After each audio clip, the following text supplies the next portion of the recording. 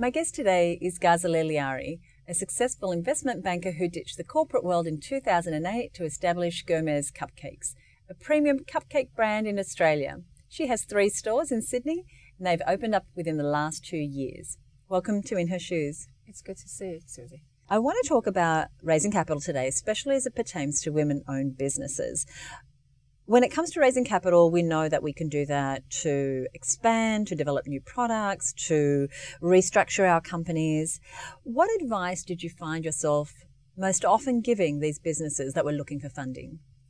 I think, my specific specialty was in helping companies that are a little bit further down the track than companies like myself right now. So we would do what we would call a mezzanine rounding, which is what you would do in getting yourself ready just before going public.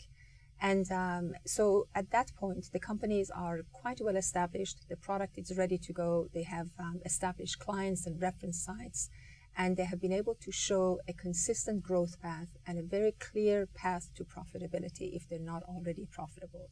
Well, during the dot-com boom and bust, there were lots of companies that we would take public who were not profitable. Those kind of things don't happen very often these days, as you could appreciate. But it's about having a very clear vision of where the company is going and having some historical track record of growth and being able to sustain that growth with the plan that you can share with the investors. And it wouldn't be much different with the private companies on the smaller side. I mean, you have to have obviously the ability to communicate that what you have has the potential to have a big enough market that would be of interest to the investors. The product that you're coming up with is either very innovative or it's a product that has been there, somebody else has done it, but you have a very distinct way of doing it with a differentiated twist. And that you can show, sustainable growth. I mean, that's the key in it, because obviously every investor gets in it for a return at the end of the day. You have to have a clear end game, what your exit strategy is going to be, whether you're going to sell your business or whatnot. And so once the business owner is comfortable communicating those things, that there is a product or service that differentiated in the marketplace, in the competitive landscape, and that there is a path to growth, sustainable growth that's easily demonstrable, then that's time to take a look at it. And you can do it in different stages. I mean, I know companies who obviously take seed money when you have an idea. There is nothing much more than it. But an investor really cares about the person who's going to execute it. I think your ability to prove that you're experienced enough to execute the vision is just as important as the idea itself. You can't just say, well, I've never done anything in my life. I'm just out of uni, and I think this is going to be brilliant. And maybe there are some investors who do that, but they're far and few in between. And wasn't that belief that the person could execute, was that one of the main telling factors for the businesses who got funding and those who didn't, or were there other aspects that got them over the line? I think that aspect is very critical. I mean, you invest in the idea just as much as you invest in the person behind it. So their track record is really, really important.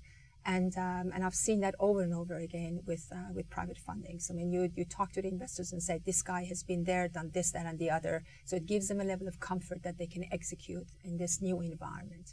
And again, at the end of the day, it's the person behind it and the idea. I mean, you have to be in a position to communicate that the idea has foot to stand on and an ability to have sustainable growth. We really encourage women to get themselves investor ready. You mentioned to me just before we started filming today's episode that you found it to be a very male-dominated industry. I suspect that's the case here as well.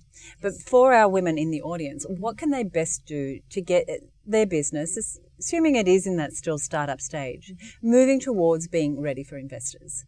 I think it's really important to understand your numbers, to have systems in place that allow you to kind of look at trends, look at how well you've been doing product by product, how well you've been doing store by store, how your same store growths are tracking over time, and be able to kind of explain anomalies in the financial statements that you're going to have to share with investors. There's always a good reason why there's been dips in certain months or seasons, but being able to kind of get your head around the numbers is really, really important, because that's ultimately what they're interested in, and what systems you have in place to kind of have control over it. If you're not comfortable with the numbers, then get a CFO on board who can get very comfortable and kind of train you through it and guide you through it.